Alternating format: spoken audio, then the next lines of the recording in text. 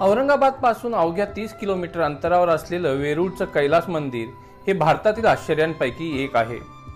कैलास पर्वतावरील महादेवाच्या निवासस्थानावरून या मंदिराची रचना केल्याचं सांगण्यात येतं। हे मंदिर बर्फासारखं दिसण्यासाठी त्याला पूर्ण प्लास्टर करण्यात आलं होतं।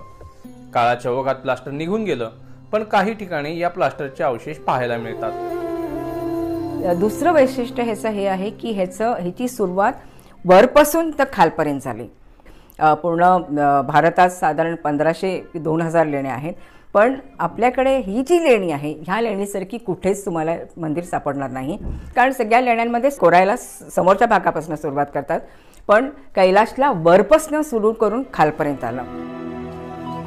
युनेस्कोने 1983 ला वेरूळ लेण्यांचा जागतिक वारसा स्थळाच्या यादीत समावेश केला। इसवी सन 757 मध्ये राष्ट्रकूट राजवंश नरेश कृष्ण प्रथम यांच्या राजवटीत हे मंदिर कोरण्यात आलं। संशोधकांच्या मते या मंदिराच्या निर्मितीसाठी जवळपास 150 वर्षांचा काळ लागला।